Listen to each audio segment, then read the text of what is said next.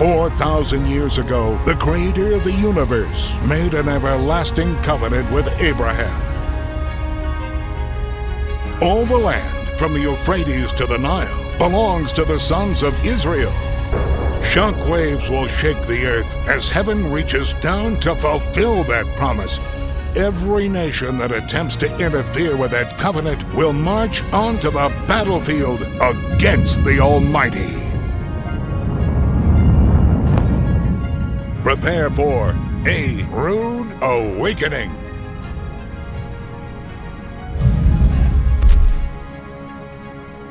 The Creator's calendar and the restoration of all things.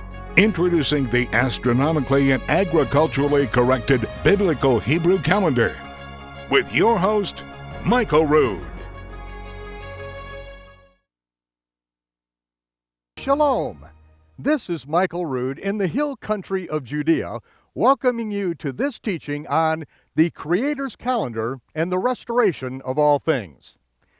The hill country of Judea is just one small part of the parcel of land that was promised to Abraham, his sons Isaac and Jacob, a parcel of land that goes all the way from the river Euphrates in modern-day Iraq to the great river in Egypt. Just before coming into this parcel of land, Moses gave us final instructions just before his death. And in those instructions, he told us that when we come into this land, we are not to be contaminated by the worship of the pagans that inhabited this area. It was the sons of Canaan, the grandson of Noah, that came in and settled this land. And when they came out of Babylon at the time of the confusion of languages, it was at that time that they brought their Babylonian sun god worship with them into this land. Also, the sexual perversion that Noah cursed Canaan for to begin with was also a part of their lifestyle. And so Moses, giving his final instructions, said that when you come into this land, you are not to learn the way of the heathen. You are not to learn how they worship and serve their gods and do the same thing and say you're doing it for me. He said, do not even let the name of their pagan gods come out of your mouth. You are to go into this land and expunge it of every last vestige of pagan sun god worshipers that the Canaanites brought into this parcel of land. Now, he also said that after he died, he knew by revelation that we were going to break the covenant that was made with us at Mount Sinai. We were not going to keep the commandments. We were going to add commandments to the instructions that we received from the Almighty. We were going to take away commandments. We were going to get contaminated by the world. He knew it. He spoke of these things. And he said that he was going to give us a song. We refer to it as the Song of Moses. And this song was to be repeated throughout our generations, and it was something that was going to remind us of something very important. That when we come into this land and we do get contaminated by the worship of these pagans and their pagan sun god worship, contaminated by their reckoning of time, which is based on the worship of other gods, he said that the Almighty was going to throw us out of this land, that we would be cast abroad throughout all the nations of the world.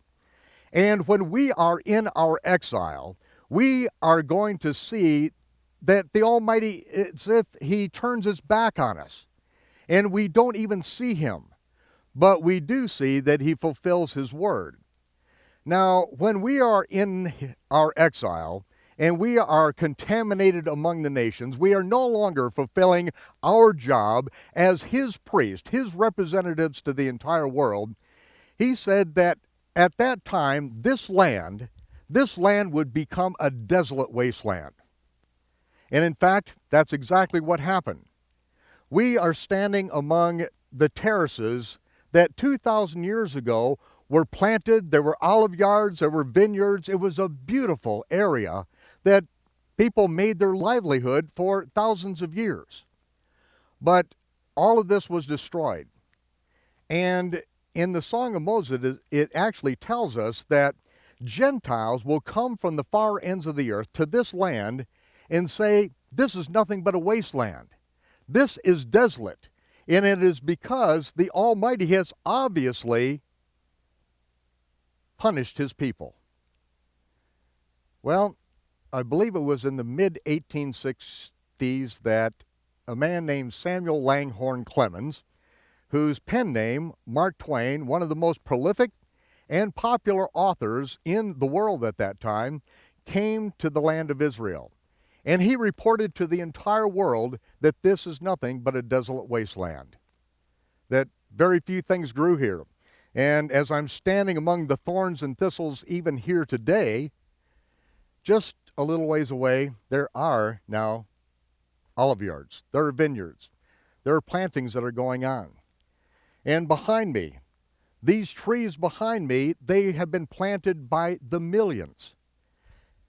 It is growing up green all over the land of Israel again because the Almighty said he would bring his people back into this land in the last days, and he would restore all things. There is a prophesied restoration of all things, and it doesn't come very easily. It comes from working among the thorns. It comes from slaving out under the hot sun to plant millions of trees. And it's one step at a time as the restoration takes place. Now, the prophet Isaiah prophesied that in the last days that Israel, which would be spread among the nations abroad, would finally come back into their land and become a nation again in one day. Now, many theologians, in fact, most Western theologians 100 years ago said that this will never happen again. Israel will never become a nation again because God has forsaken Israel. All of the covenants that God made with Israel are null and void. He has cast them aside. He's divorced them. He has nothing to do with Israel. Now he only deals with Gentiles who call themselves Christians. Yet there was a very large group of people that said, if God can break his everlasting covenants with Israel, then no one is on safe ground. They said that Israel will in fact become a nation again in one day. Now we look back just a half century and see that on May 15th, 1948, Israel did indeed become a nation in one day. That did not come without a lot of pain and without a lot of bloodshed. A lot of work has gone into restoring the things that we left behind over 2,000 years ago. And part of that restoration is the Creator's calendar, a calendar that the world basically knows nothing about, but yet it is in every page of the Hebrew Scriptures. We are living in God's universe. The world in which we live is synchronized to God's calendar in God's time clock. Whether we know about it, recognize it, live by it or not, does not make any difference to the Almighty. I learned long ago that he does not spin the universe around what I don't understand. If I get in the way, it seems like things just continue to roll on over me. But we in the Western world have grown up in complete ignorance of the Creator's calendar, of his time clock, which is clearly detailed in the pages of the Scriptures. And we have inherited a pagan reckoning of time in which every day of the week is named after a different pagan god. Every month of the year is named after a different fallen angel. Days, weeks, months, and years all begin and end on completely fictitious points in time. It's as if the hands have been stripped from the face of the clock. We have no idea what time it is, but the Almighty knows what time it is. And he has a plan and a destiny for this planet and a destiny for mankind. He has made promises that he himself will fulfill, whether we're awake, whether we're asleep, whether we realize it or not. He is the one that rules the universe, and he will bring to pass his promises. And in the last days, he is going to fulfill his promise to Abraham, that all of the land, from the great river Euphrates in Iraq, all the way to the river in Egypt, will belong to the sons of Israel. And these are the days that we are now living in, because there will be a restoration of all things.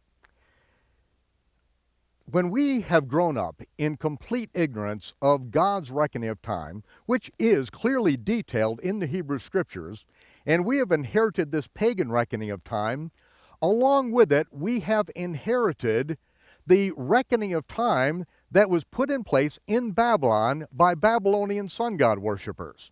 And this reckoning of time was instituted, and it was calculated to go along with the worship of Nimrod, the great grandson of Canaan. And so it's time that we strip away some of this pagan sun god worship, not only the reckoning of time, but also their celebrations, their honoring of their gods, and we go back and understand what the creator of the heavens and the earth has asked of us and how it is that we are supposed to live. Now, I am going to invite you to go with me into a record in the scriptures, in the Brit Hadashah, the renewed covenant, in which Shaul told us some very important things about the Creator's reckoning of time. In 1 Thessalonians, we are going to read in the 5th chapter a very important scripture concerning the Creator's reckoning of time. Now, I am going to be reading from the King James Version of the Bible. The King James happens to be my favorite version of the Bible because English is my mother tongue. This is what I grew up with. This Bible that I have in my hands, I have had in my hands now for over 31 years. So I've gotten to be very familiar with where these words are on the page. And it is a quadruple wide margin on my Bible, which means that I have ample room to write in all of the margins. I'll never replace this. And the King James Version of the Bible will always be my favorite because in 1611, when the King James translators translated from the original text and brought it into the language of the common people in England, they did so with a very distinct purpose, and that is so that we would have the words from the original languages into a language that the people could read and understand. Now, in 1611, the English language was a lot different from what it is today. The usage of the words has changed drastically since that time. And so when I read in the English version of the Bible, when I read certain things that I don't quite understand, the first thing that I do is that I pull out an old Webster's Dictionary of the Bible. In fact, for each one of my daughters, when they reached a certain age, then I got them an old Webster's Dictionary.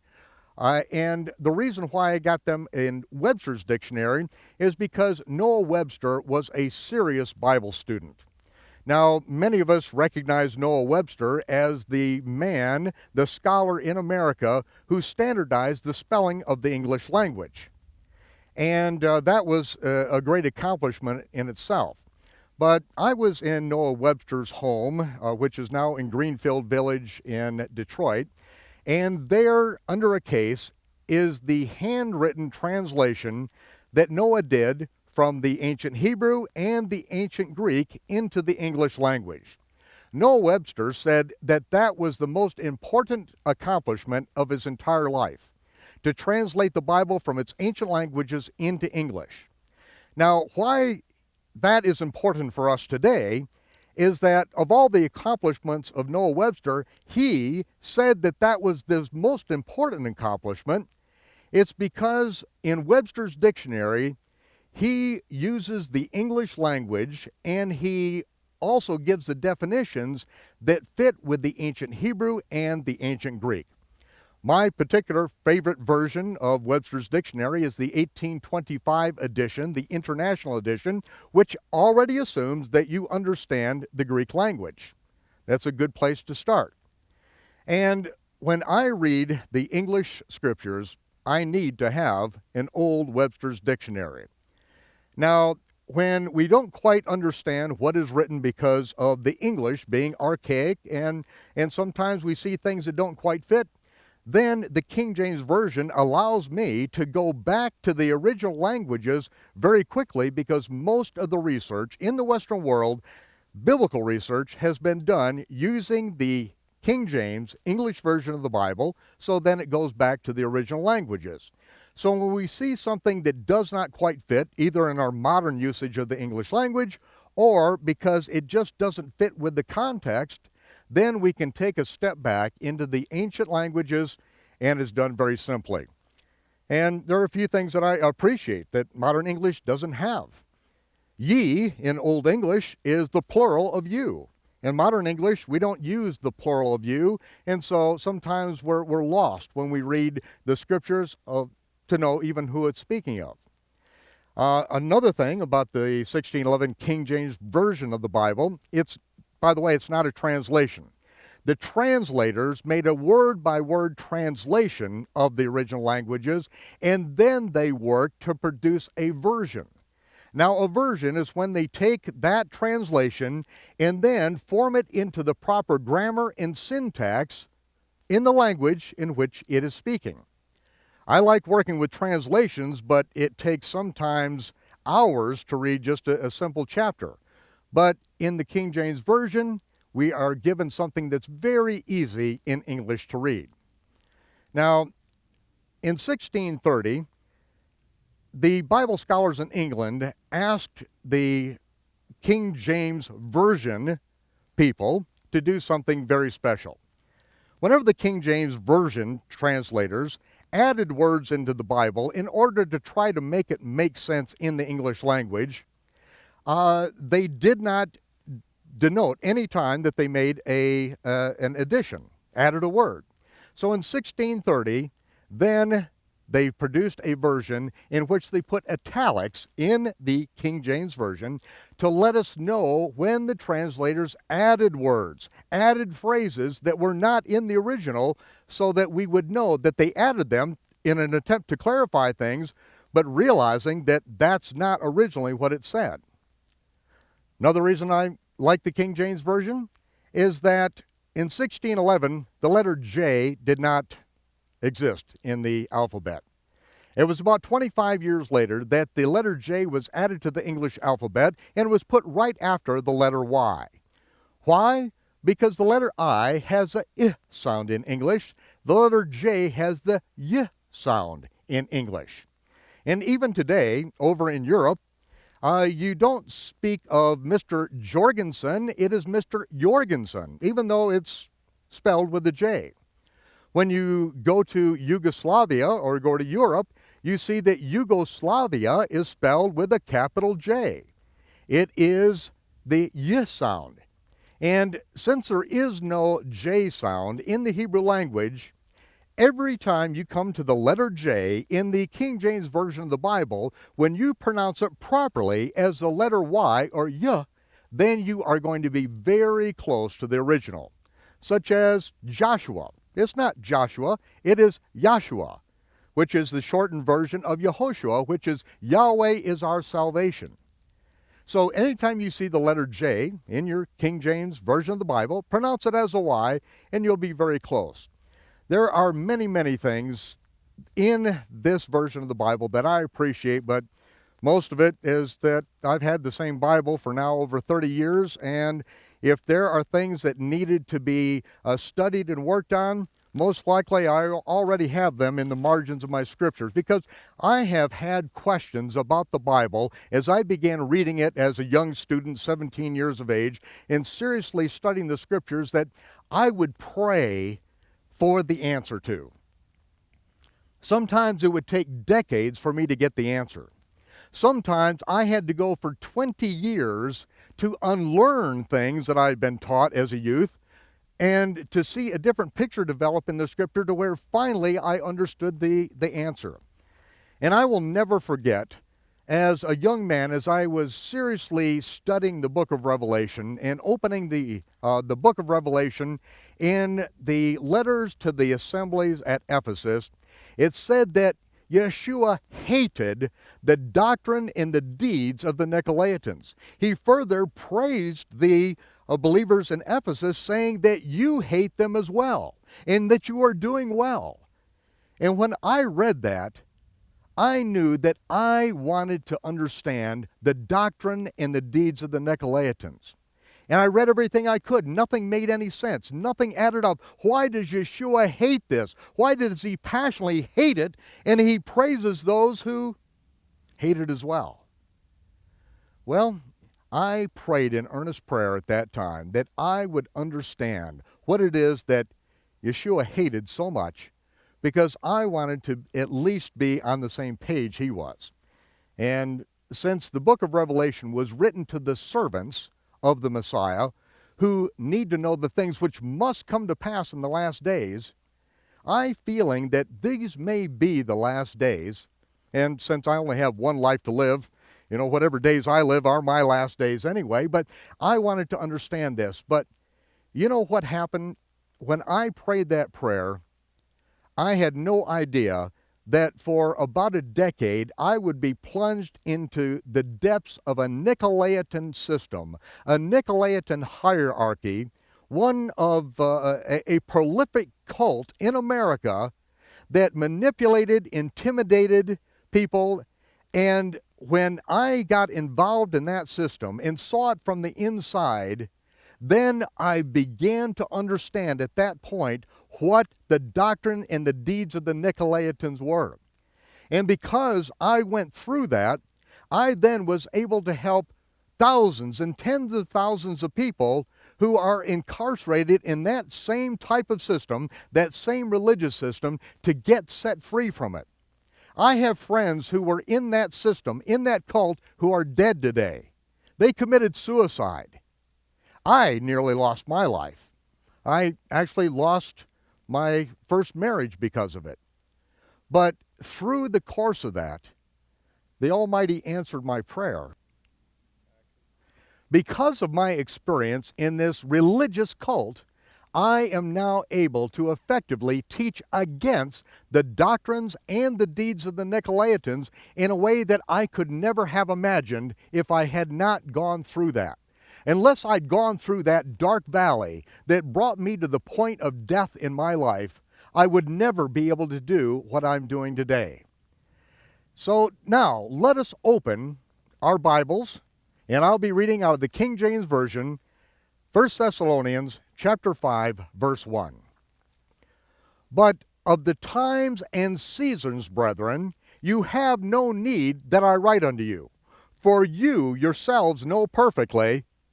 Wait, let's stop there for just a minute. The times and seasons, that particular phrase in English is also from the Greek, chronos and kairos.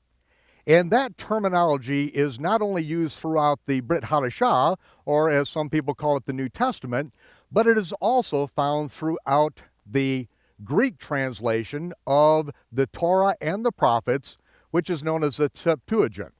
The times and seasons refer to the Creator's reckoning of time. And the word seasons is the word in the Hebrew, moedim, which are the appointed times of the Lord. These are what is also referred to as the feast of the Lord. Now, if we in the Western world have grown up in complete ignorance of the Creator's reckoning of time, then when it comes to his appointed times, we also find ourselves completely ignorant in that capacity as well. In the Western world, we have basically adopted pagan sun god worship festivals that have nothing to do with truth or reality, and we've grown up knowing nothing about the feast of the Lord, which Shaul, Paul, says they are all prophetic shadow pictures of good things to come. They are literally the mechanism whereby the Almighty has told us the end from the beginning. And if we have grown up in ignorance of these feasts, which are detailed prophetic shadow pictures, then when we open the pages of the first four Gospels, we find ourselves understanding maybe 5% of the vast knowledge that is there. Because the Gospels did not fall out of a clear blue sky. The Gospels, the first four Gospels, are literally the fulfillment as Yahshua, the Messiah, fulfills the spring feast of the Lord. And it is showing him fulfilling the spring feast of the Lord to the very day, the very hour, the exact moment, and every detail in which we rehearse them in the temple for over 1,000 years. The fifth gospel, the book of Revelation, details how the Messiah will fulfill the fall feast of the Lord to the very day, the very hour, the exact moment, in every detail. But in the Western world, if we've grown up knowing nothing about the feast of the Lord, if we've known nothing about Passover, the Feast of Unleavened Bread, the Bikurim, the first fruit offering, then when we read about the the death, the burial, the resurrection of Yahshua, and we read these records, we are missing most of it because we are filtering it through Good Friday, when Dagon, the Philistine fish god, is worshipped. That's why you grew up eating fish on Friday in the public school systems in America. And then we've got to filter the whole experience through Easter. Easter, when you speak the word Easter, the name Easter here in the land of Israel, everyone knows who Easter is.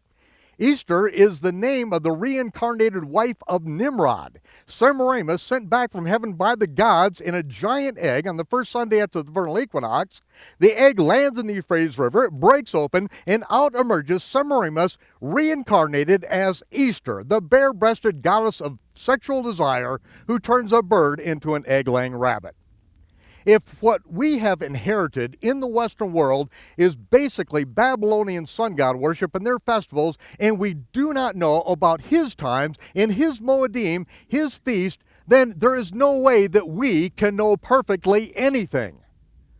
But you know, when Shaul was writing this to these believers in Thessalonica, these believers lived by the Creator's reckoning of time. Every month, at the end of the month, when the sun set, they watched for the first sliver of the new moon to appear so that it would announce the Rosh Chodesh, the beginning, the head of the month. Each year, in these fields all around Jerusalem, these fields would be planted with barley. And when that barley had reached the stage of Aviv, as it says in the scripture, that was the beginning of the year.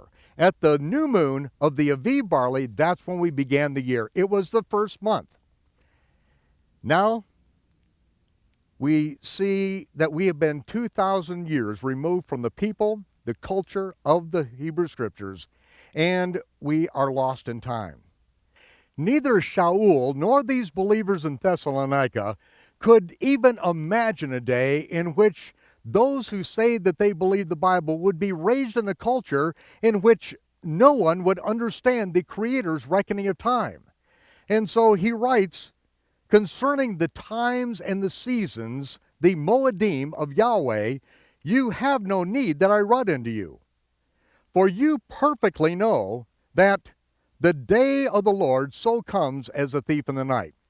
Now, we're going to go back to that in just a minute, but I want to touch on this for just a minute, because how could we have changed the calendar and the Creator's reckoning of time to where generations of people grow up in complete ignorance of it? Here in the land of Israel, there is not a single Jewish scholar in this land that is under any delusion that the modern Jewish calendar is the original calendar. They know it's not.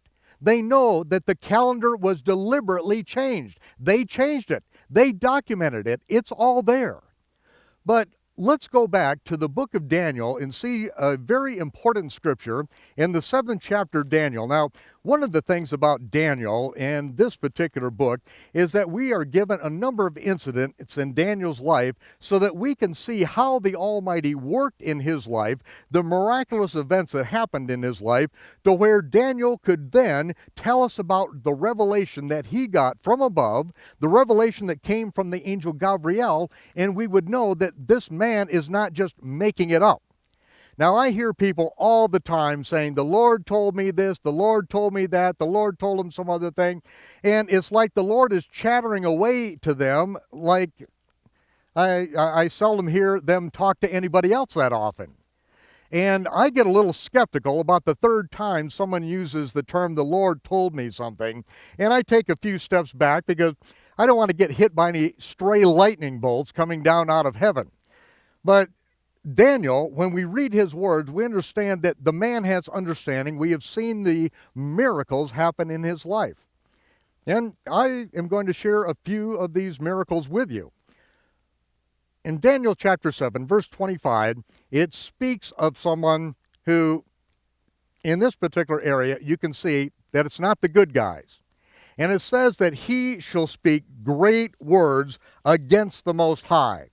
That's a real good clue right there that whoever it is that is speaking these words is not on the right team. He's speaking against the Most High.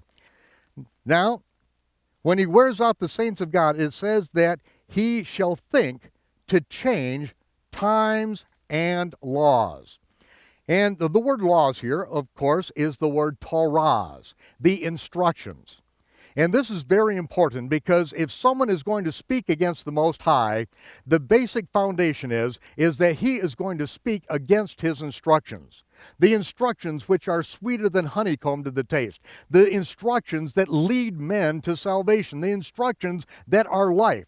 The Creator's instructions about what this whole conscious physical experience we call life, what it's all about. And the evil one here speaks against the Torahs, against the instructions of the Almighty. Now, the most basic instruction in the Torah is this. Let me give you a little background. When Moses met with the Almighty, he asked the question, will you keep my commandments? If you will keep my commandments, I will make you a nation of priests. You will be my representatives to the entire world. If you will keep my commandments. Moses came down and asked all of us, gather together, will you keep the commandments of the Almighty? We had no idea what they were, but we knew that he was our Savior. We saw that he brought us out of Egypt, that we crossed the Red Sea by his mighty hand. We saw Pharaoh's chariots and army swallowed up as the Red Sea, the Gulf of Aqaba, the Yam Suf smashed in over top of them. We knew that we had been saved. Now, he said, will you make me Lord? Will you do what I say to do without even knowing what the fine print is? We said everything the Almighty commands us, we promise. Everything that the Almighty commands us, we promise we will do. And so, Moses returned the words to the Lord, and then Moses was told, have us get ready. The third day, when the trumpets blew, we were gathered to the base of Mount Sinai, and the Almighty shouted down his 10 commandments. At the end of that, we said, never, ever let us hear the voice of the Almighty again. Never let us see this mountain on fire, and the lightning, and the thunder, and the earthquakes. We are afraid we're going to die. And the Lord said, they have well spoken that which they have spoken. From now on, Moses, I will speak to you, and whatever you tell them, they are required to do. And I am going to send another prophet in the future. After they've broken my commandments, after they've gone their own way, I'm going to send another prophet that they must listen to, because he is going to instruct them in the way of the Torah.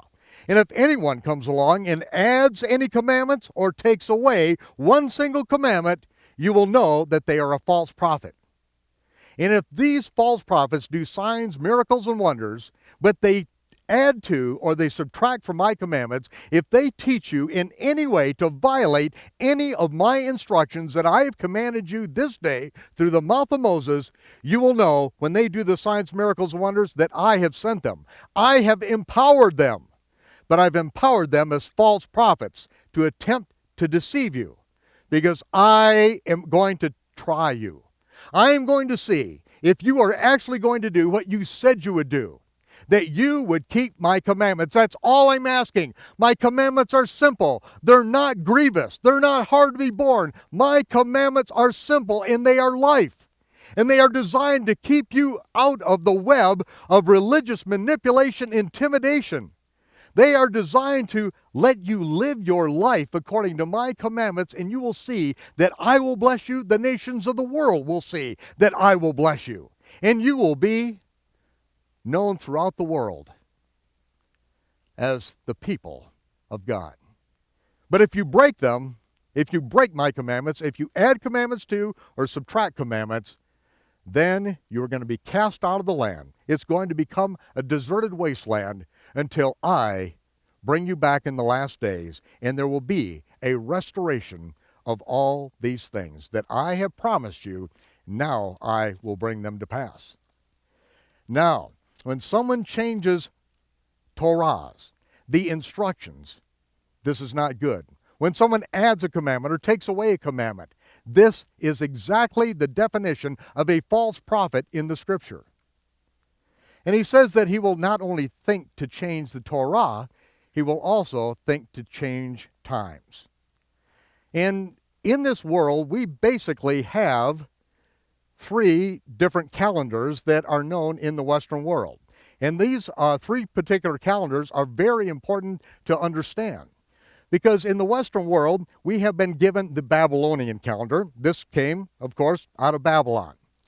And I'm going to give you just a little bit of background on this, because Nimrod, the great-grandson of Canaan, was worshipped as God. But a righteous man, according to some Jewish traditions, they say it was Shem, the righteous son of Noah, hacked Nimrod to death, spread his body parts throughout the land of Shinar, which should have effectively ended the worship of Nimrod.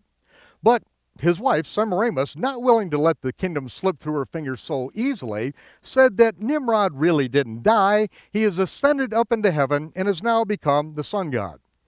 And so the worshipers of Nimrod then divided the solar calendar up into 4 quadrants. The winter solstice, the shortest day in the year; the summer solstice, the longest day in the year; the vernal and autumnal equinox, the days in the years of equal daylight and darkness. And their worship of the sun revolved around this calendar. And of course, before the procession of the equinoxes, the winter solstice was on December 25th. And the spring equinox, of course, we're going to see how that all fits into the picture. But winter solstice, summer solstice, vernal and autumnal equinox. Winter solstice, summer solstice, vernal and autumnal equinox. Winter solstice, summer solstice, vernal and autumnal equinox. So we have the Babylonian calendar, which has found its way around the world. Now we also have the Christian calendar, which has adapted, for the most part, these things, because the Christian calendar has come through Rome, through the Julian calendar, then through the Gregorian calendar. And in the Christian world, basically all of the festivals that are done come from Babylon. The calendar has come from Babylon, and they've moved a few things around. And you can read about this in my book, The Pagan-Christian Connection Exposed, and it's also in several of our other works, such as The Mystery of Iniquity, which we'll be talking about that book after a little while. But to understand how Babylon has affected the entire Western world, so that we no longer understand the Creator's times, we see that evil men have brought about and instigated this particular thing. Now, there is also another calendar, which is called the modern Jewish calendar. The modern Jewish calendar was a creation of a rabbinic council in the 4th century. And it was at a time that Rome had, for the most part, ejected us from the land of Israel.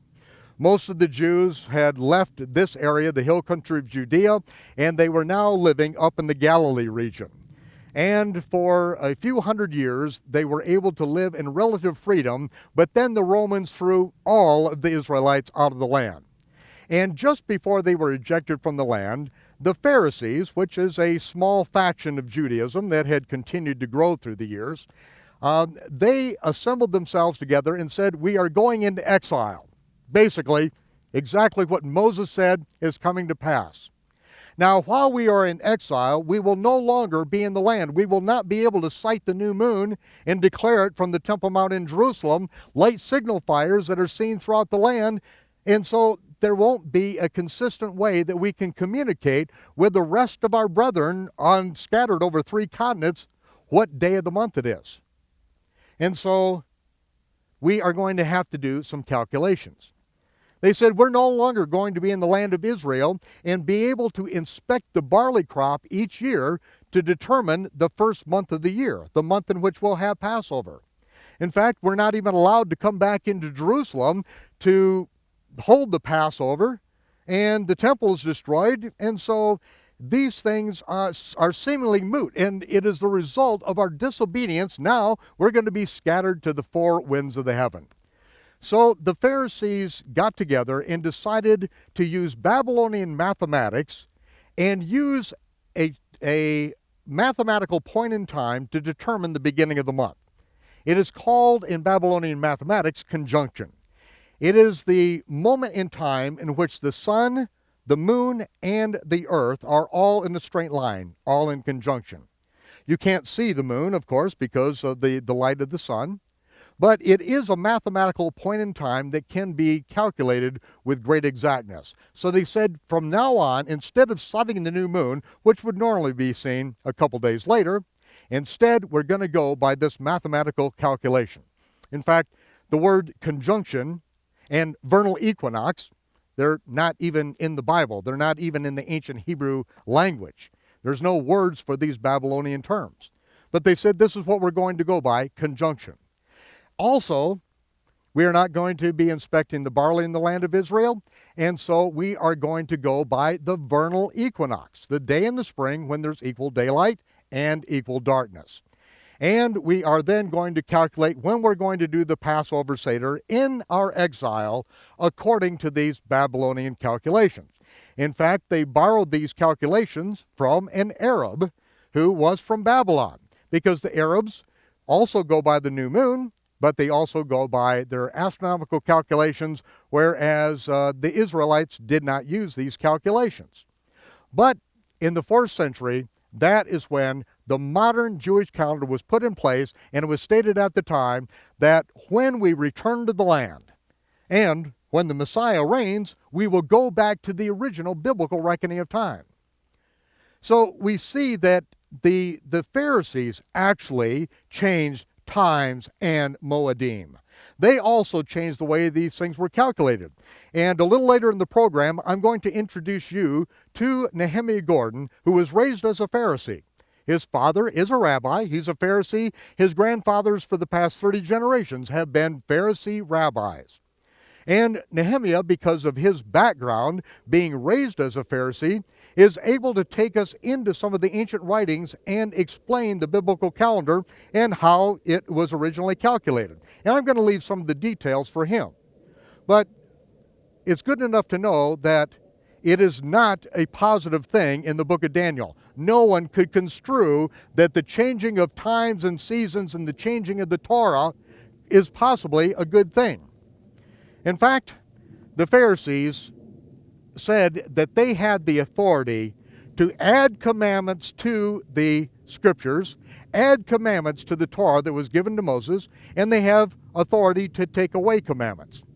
The very thing that we were told never ever to do, they said that they have the authority to do so. And so they have the authority to make takanot. Takanot in ancient Hebrew is in reference to and means laws which change biblical law. And anytime you add to or take away commandments, you are changing the Creator's Torah. They also say that they have the right to establish ma'asim. A ma'asim, or ma'aseh, the singular, is an act of a rabbi or a religious leader which sets a precedent for proper behavior. Now, we see this not only among the Pharisees, we also see it. I believe that Rome proclaims the same thing. I do remember the Pontifex Maximus saying very definitively, we, the Pope, are Almighty God upon earth. And we, the Roman Church, have authority over the canon of scriptures. They can change times and seasons anytime they want, because they say they have authority from heaven. Well, I'm reminded of the words of Yahshua in the very first sermon that he ever spoke that was recorded in the Gospel of Matthew. And of course we know, as the early church fathers admitted, that Matthew wrote his gospel in the Hebrew language. Yahshua taught the people in Hebrew. And the words that he recorded there, the first time that a message is recorded, he said, "Do not think for one moment that I have come to destroy the Torah or the prophets. I have not come to destroy one jot, one tittle. There is not one iota, one small letter in the Torah that will be done away with. Until heaven and earth passes, until there is a new heaven and earth, this is the instruction, and no one has the authority to add to or take away from these instructions." The very same thing that we hear from Yahshua in the book of Revelation. Anyone that adds to the words of this instruction, of this prophecy, he will be added to him the plagues written in this book. If any man takes away, subtracts from the words of this prophecy, his name will be subtracted from the book of life. That's why he spoke of the religious leaders of his day and said that unless your righteousness exceeds the most austere religionists in your society, who add commandments, who take away commandments, who make up their own religious dog and pony show, unless your righteousness exceeds theirs, you can kiss your ticket to heaven goodbye. Very strong words for Yahshua. But it goes right back to Daniel, and we see it is men and their religious systems which change the Creator's reckoning of time, which change his Moedim, his feast, and in effect change his Torah, his instructions that no one is allowed to touch. Let's return to 1 Thessalonians and chapter 5 and pick it up where we left off. But of the times and the seasons, brethren, you have no need that I write unto you. For you yourselves know perfectly that the day of the Lord so comes as a thief in the night. Now, we'll handle that as a thief in the night in a little bit, because the word as lets us know that this is a figure of speech. The day of the Lord is not a thief in the night, it is as a thief in the night. So we're going to explore that. But let's first of all take a look at this phrase, the day of the Lord. Because the day of the Lord is used throughout the Hebrew Scriptures, and even the ancient rabbis spoke of this, in that God created the heavens and the earth in 6 days, and on the seventh day he rested.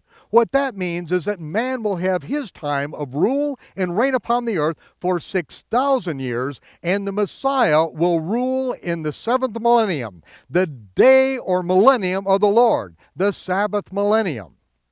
This is a phrase that is used throughout the Hebrew Scriptures, and this is what I would like to explore with you a little bit. Because the Scriptures tell us that a day with the Lord is as 1,000 years. 1,000 years is as a day. And Shimon Kefa, Simon Peter, speaks of this concerning the last days, that we are not to be ignorant of this one thing. A day with the Lord is as 1,000 years. Now, 1,000 years in biblical reckoning of time, we have to realize that creation was in the year 1.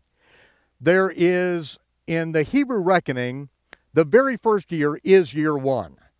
And the first millennium is the year 1 through the year 1000.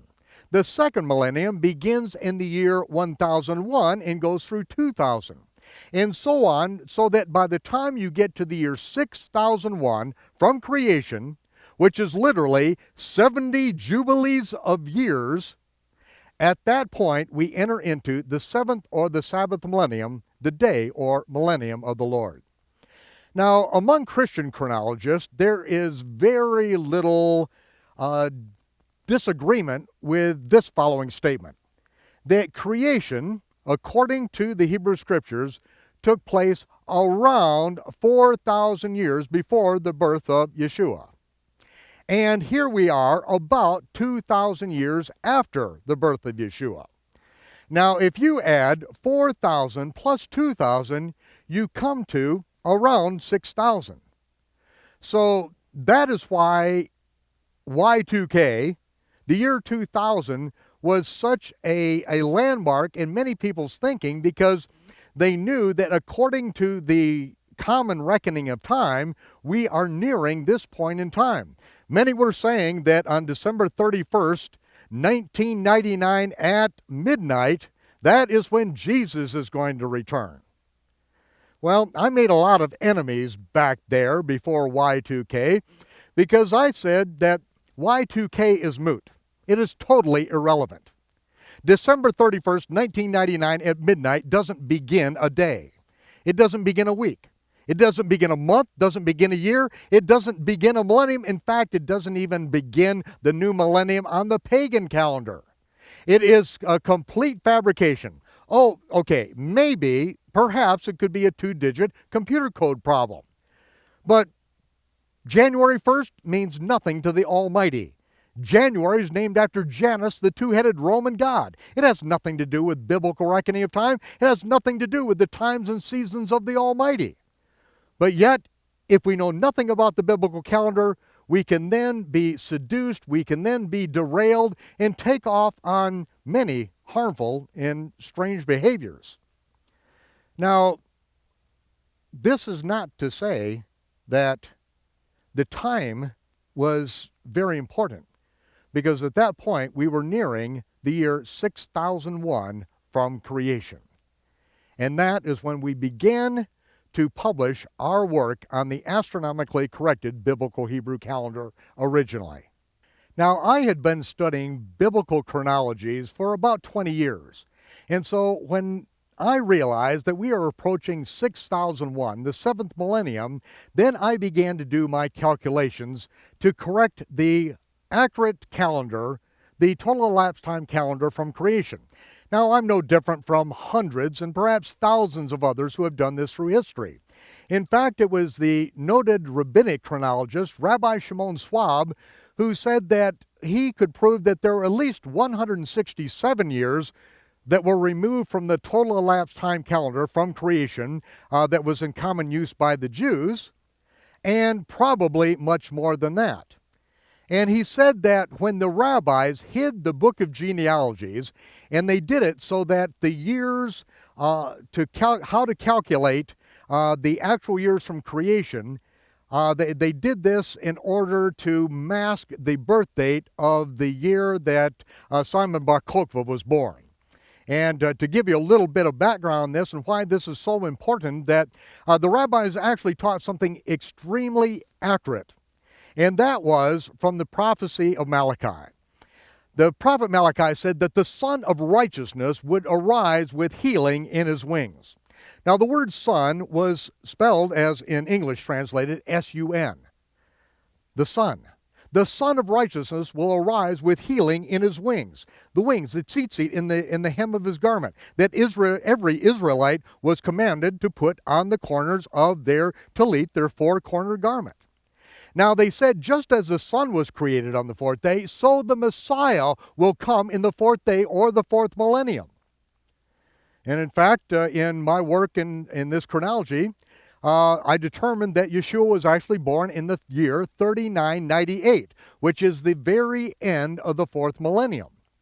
But Rabbi Akiva, another several generations later, proclaimed Simon Bar Kokhba, a military leader, to be the Messiah. But Simon Bar Kokhba's birthday did not fall back into the fourth millennium. And so, years spent in captivity, this was the reasoning, could be subtracted from the total elapsed time calendar. And at that time, I calculated that 240 years were subtracted from the total elapsed time calendar, and that we would see the beginning of the seventh millennium transpire on Tishri 1, 6001, which at that time, my calculations all pointed to September 11th, 1999 would be the beginning of the seventh or the Sabbath millennium, the day or the millennium of the Lord. And this is what I taught for a year and a half preceding this period of time. Now, again, I did not teach that Yahshua was going to be returning on September 11th, 1999. Sometimes people, when they would hear me say that the day or the millennium of the Lord begins on this day, they filtered that through their own theology and through their study of other teachers, such as Hal Lindsey, Grant Jeffries, who both of them thought at one time that Yahshua was going to return, many years before then. But yet they filtered what I said through this thinking and were confused, thinking that I was saying that Yahshua was going to return on September 11th, 1999. Well, I detailed this in the book, The Mystery of Iniquity, and in that book, which is subtitled, The Legal Prerequisites to the Return of the Messiah, there is absolutely no way that Yahshua is going to return on September 11th, 1999. He's not going to return the next week, the next year. He's not going to return for several more years because there are things that must come to pass first. In fact, it was Shimon Kefa that says that the heavens must receive Yahshua, Messiah, until the restoration of all things. There are things that must go down first. They have to transpire first, and he's not going to come back. He can't come back. God Almighty has given his word. He will not break his word, and that is what we can trust in. Now, that doesn't mean that there's not work to be done. That just means he's not coming back, and I certainly did not say he's coming back at that time. But that is the first calculation, because then we could see that the things detailed concerning the fall feast of the Lord can begin their fulfillment at the beginning of the 7th or Sabbath millennium. Not that they have to begin right at that moment, but that is the earliest that they can begin, and that is what we need to be looking at and preparing for. Because if we are going to see the fulfillment of the fall feast come to pass, we do not want to be ignorant of his times and his seasons. Now, some people could criticize and say that I was setting a date or a date setter. Well, I don't even know what in the world that means. I don't see the word date setter in the Bible. I'm just trying to correct the calendar. Bishop Usher did the same thing. Thousands of people have done the same thing. But they never had the astronomical programs to run, and